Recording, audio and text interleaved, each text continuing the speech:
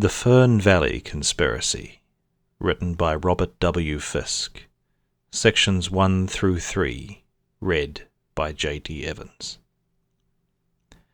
The old soldier hid among the trees, concealing himself as he had learned long ago in a forgotten Asian war.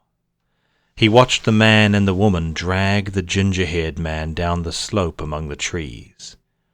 It was a struggle, as the young man was quite well built, a forester with large shoulders that the thin man had his arms under.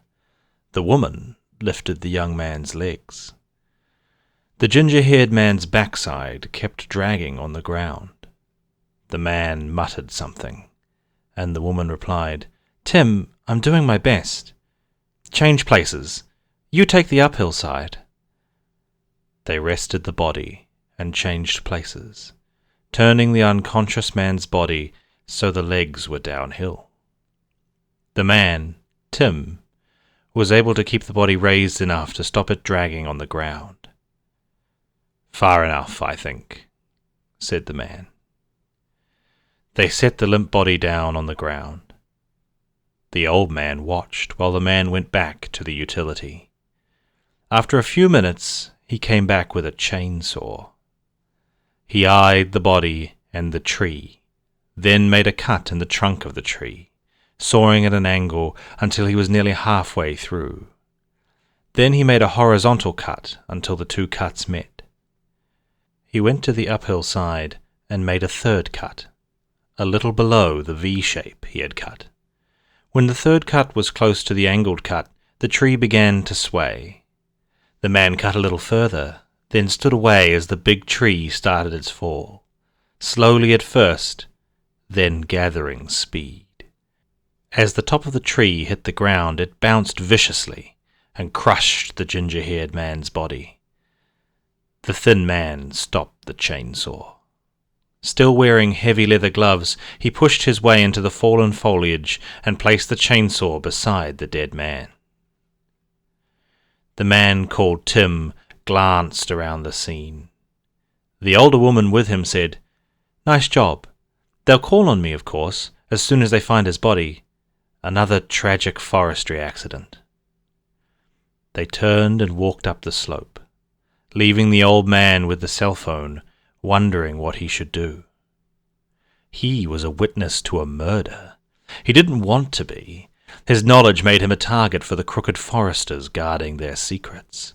There was no point in running away from the world and living the life of a hermit if he told the police. They would make a fuss, and then the criminals would know and would come after him. He needed to think about this.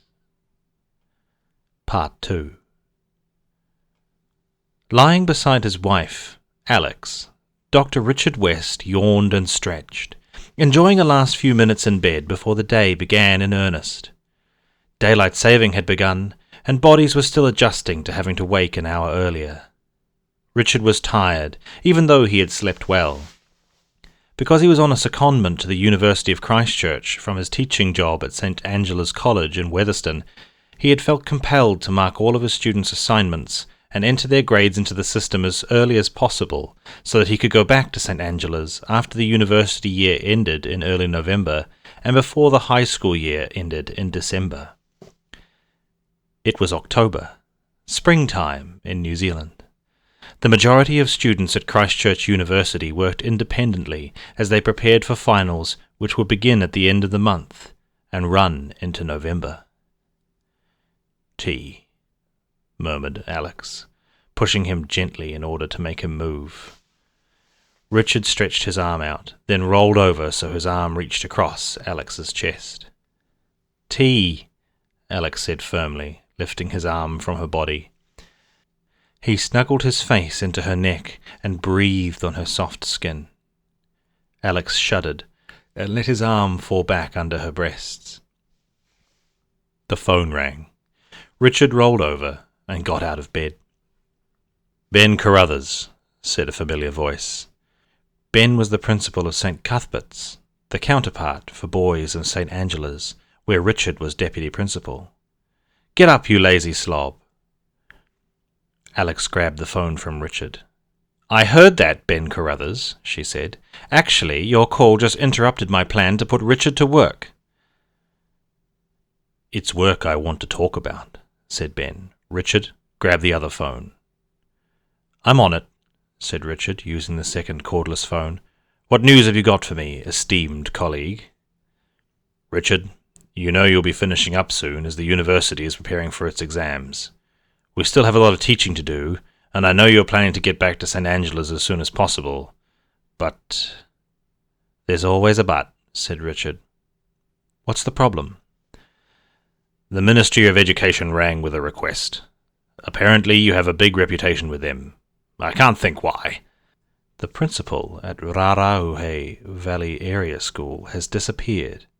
The school is a mess. The community has fallen apart, and they want someone to sort it all out before the school ends in mid-December.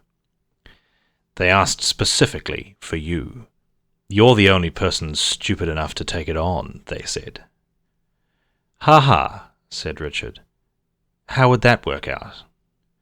"We want you back, but we don't need you here until late January, when school starts again. We will still keep paying you, but the ministry is offering us a juicy contract out of which we can give you your salary a bonus rate of 50%. "For what? Running a school? Reinstating a community? Finding a missing man? How hard can that be?" "Well, the ministry lady who called me yesterday said it requires the kind of skills you showed after you were accused of sexual molestation. I had a board meeting last night and put it to them that they should extend your leave. When the university job ends, we collect the $200 for pass and go, pay you plus 50%, and laugh all the way to the bank. While I sort out World War III. Very nice of you to speak on my behalf," Richard joked. He liked and trusted Ben, who had stood beside him when a 15-year-old girl had made false allegations of sexual molestation against him. The school and the town community had shunned him, but his obvious integrity and his skill as a leader had eventually won through. After the girl withdrew her complaint, his stocks rose even higher. The Ministry of Education got involved in the ensuing investigation, even though the St. Angela's and St. Cuthbert's School Board was a private institution. "Ben, we've been through a lot lately," said Alex on the other handset. "Richard came here to Christchurch University to get away from controversy. Since we've been here, life has been hectic, as you know." Alex was referring to their involvement in helping a Japanese student find her missing Thai friend, an episode that had been both dangerous and exhausting. "I know," said Ben.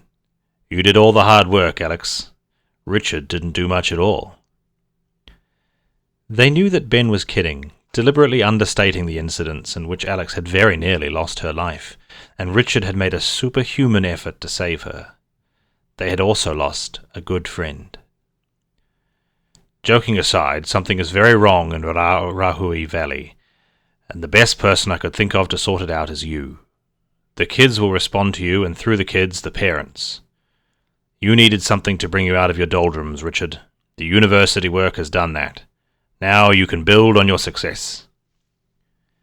There was a clatter as Alex hung up her handset and went to pour the tea. Her mother and father, Sid and Wiremu Pakipaki, had no time for tea bags and cups. It was always tea leaves brewed in a pot with scalding water, left standing for no less than 3 minutes and no longer than 5. "Say yes," she called out, "but tell him it's pronounced Rarohe. The name means bracken fern, and it also means trash."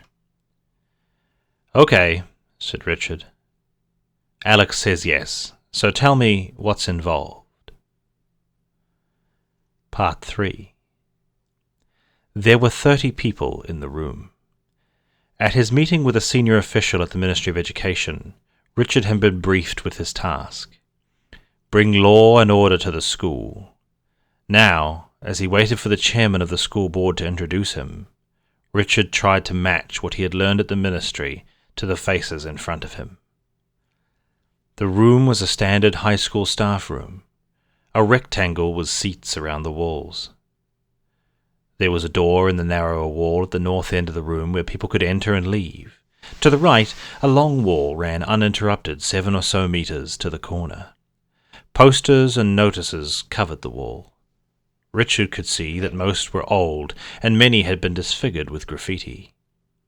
The end wall was empty, its pale blue paint rubbed at shoulder level by teachers lining up to get their coffee from the service hatch set in the fourth wall. Richard did not like the eggshell blue paint. It was cold and depressing. The service hatch was about 2 metres long. A roll-up wooden screen was open, rather like an old roll-top writing bureau with its lid up. Next to the service hatch was an open entryway into the small kitchen area. Windows filled the rest of the fourth wall, giving much-needed light to the interior of the staff room. Richard sat opposite the fourth wall, looking directly into the bright light coming through large windows.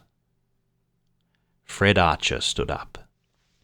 He was not an imposing man, but he had a raw energy gathered from years as a farmer who had to go out in all weathers and get the job done. Today he looked strained and tired as he peered about him. Richard realized that Fred Archer could not really see the people sitting against the fourth wall. The light was shining in his eyes, rather like performing on a stage. He and Fred were in a bad place to command attention. Richard stood up. There was immediate silence. He turned to face a young man sitting against the end wall and said, "Alan, yes? Alan, please change places with me." One could have heard a pin drop. Alan was surprised that Richard knew his name because they had never met. He stood and changed places with Richard. Suddenly the dynamics of the room had changed. Richard now commanded a view of everyone in the room, and he had their full attention. Fred Archer had been in Federated Farmers for many years. He had held office in that organization and was on several committees in Fern Valley. He was fully aware of what Richard had just done, and grateful that the murmuring of continuing conversations had been stilled. "Good morning, everyone. This is Richard West. He is here to run the school until Harry returns to work. Richard comes highly recommended." "Isn't he the one who assaulted a girl student?" asked a woman whose face was not on the list the ministry had supplied. If so, what was she doing at this special staff meeting? Richard stood. He looked around the room as if he was taking a class of unruly 14-year-olds. A tension developed as Richard waited. "What is your name, please?" "Shirley, thank you." Richard knew there was no Shirley on the staff list. He looked straight at the woman and said, "Teaching is a profession where men are vulnerable to false allegations, and that is what happened to me. It was extremely unpleasant at the time, but I came through the ordeal stronger and wiser. Now I notice we have 31 people in the room. You have met me now, so with the people not on the board or who are not paid employees, please leave us now." There was consternation and protest. "But they are paid. I'm on the payroll." "Shh, they're not official. Don't make trouble, he doesn't know yet." Richard stood firm. "Thank you.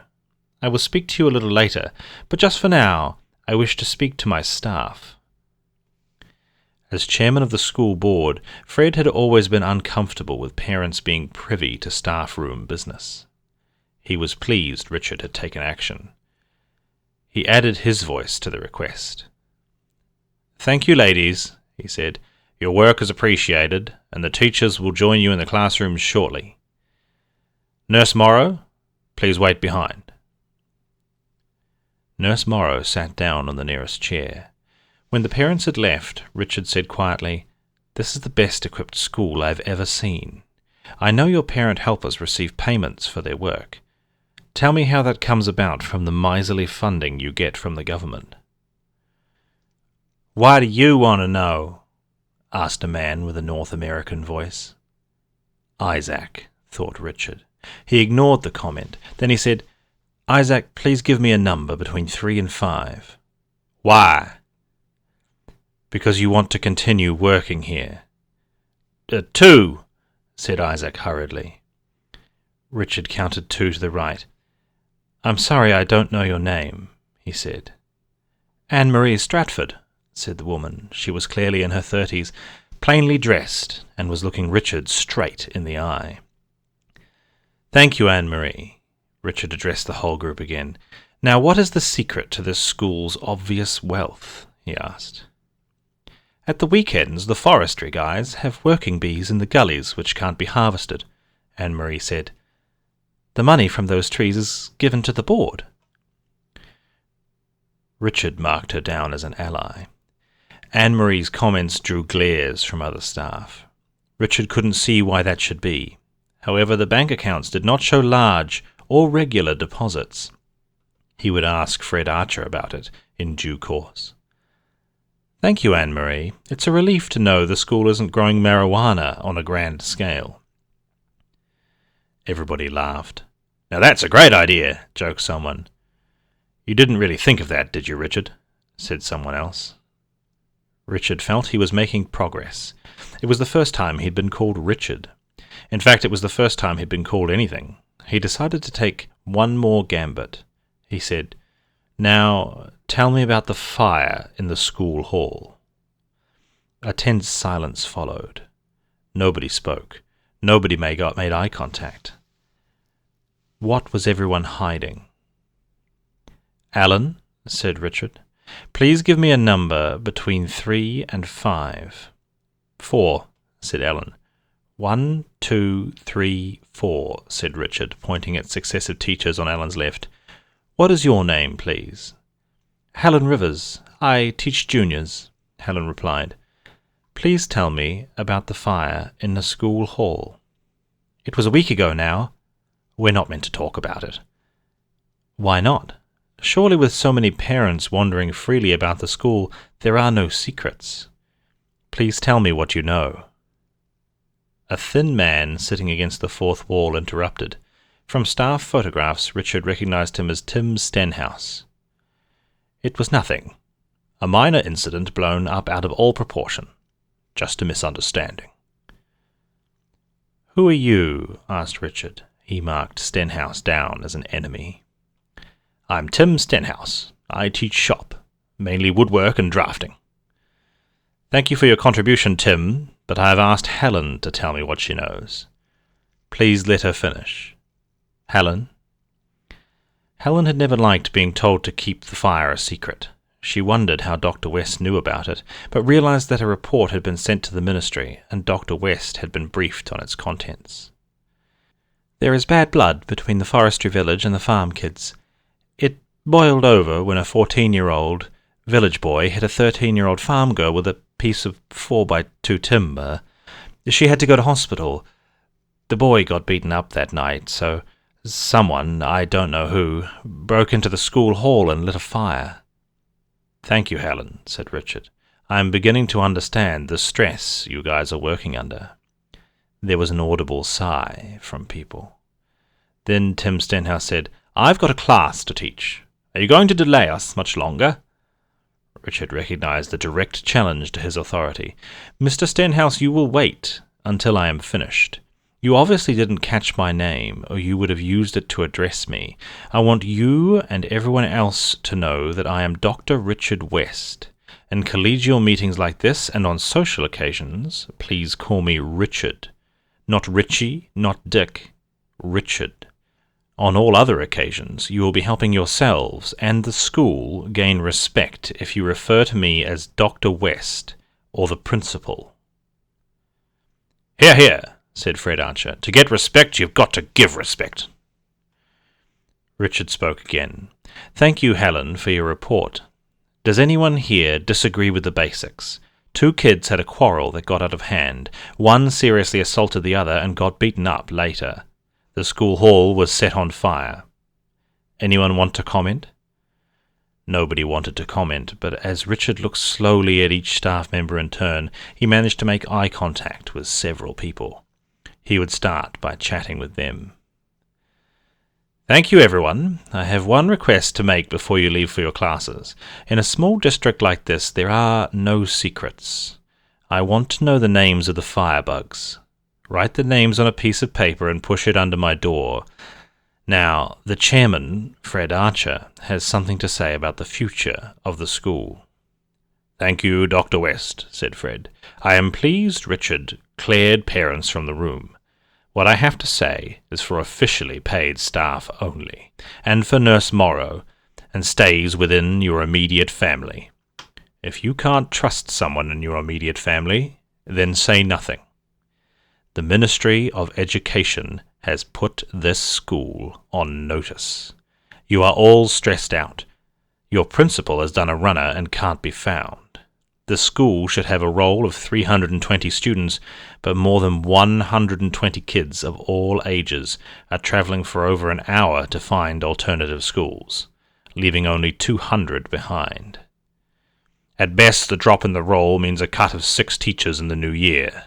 At worst, the ministry has indicated they wish to close the school if it can't function as a safe and welcoming environment." Dr. West asked about the school hall for very good reasons. The fire damage will cost several $100,000 to repair, and to be quite frank, the ministry is questioning whether the school is worth it. As Miss Rivers said, the hall is symptomatic of what is happening here in Fern Valley. "Thank you, Fred," said Richard. He looked at each person in turn. Then he said slowly and clearly, "I will be loyal to you and protect you professionally, but in return I expect total honesty and loyalty from each of you. If you can't give that, I have been told to choose 6 of you who will have to leave in the new year. Those who can't be loyal will be at the top of my list. Off you go now to your classes, and take care out there." The room cleared quickly and silently. Alone, Fred and Richard shook hands. "Welcome aboard," said Fred. "Nice job, Richard." Later in the day, Richard found 3 notes in different writing pushed under his door. One said Kingy Cavendish.